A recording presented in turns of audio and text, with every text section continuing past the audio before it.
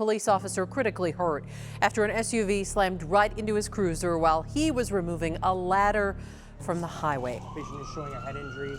And then we close the door and he says, Sean's been in an accident and he's not responding. And I remember the nurse that was taking care of him at the time, I kept asking him, like, is there any news on, like, does he have broken bones? And he says, no broken bones. And he sees me, breathe a sigh of relief. And he just shook his head. You don't understand, he has a brain injury. He has a traumatic brain injury. We don't know if he's gonna wake up. We don't know what he's gonna be like when he wakes up.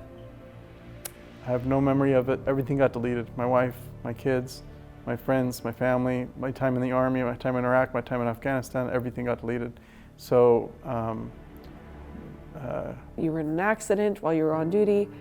You're in the hospital right now because you're being treated for traumatic brain injury. And that news was news to him. No, I'm not in an accident.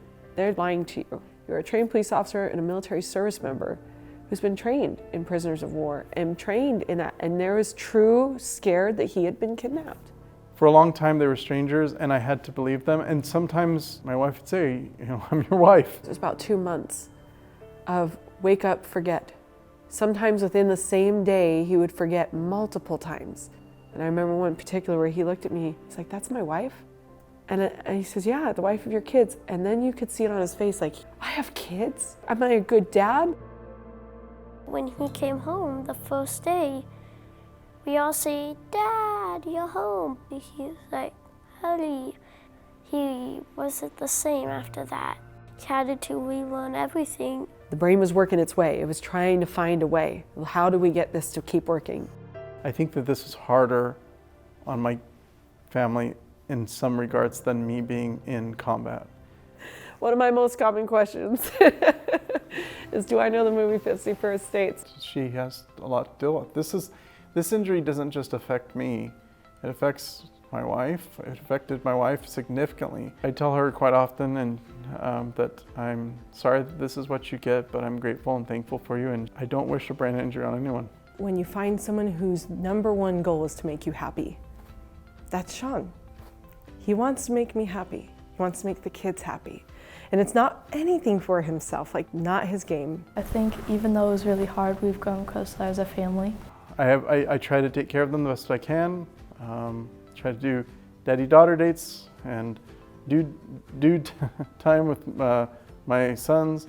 Over the years, he starts to remember, and every time he comes home now, it's always a good greeting. He's one of my heroes.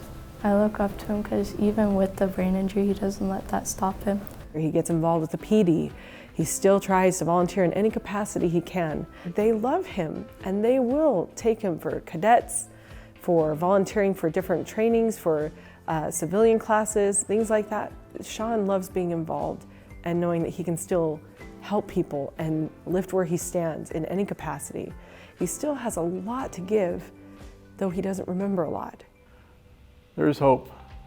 With all the challenges that everyone's dealing with in the Stoddard squad and everywhere, there's a lot of stuff going on, but there's hope, and there's purpose, and there's need.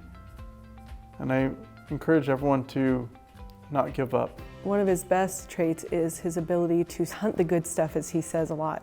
Then you tie that in with his ability to meet challenges, and that is one of his other great qualities. So he's combining that together to not only find good things, but to decide, I'm gonna take on this challenge. Now I fell down, but got back up again. Now I fell down, but got back up again.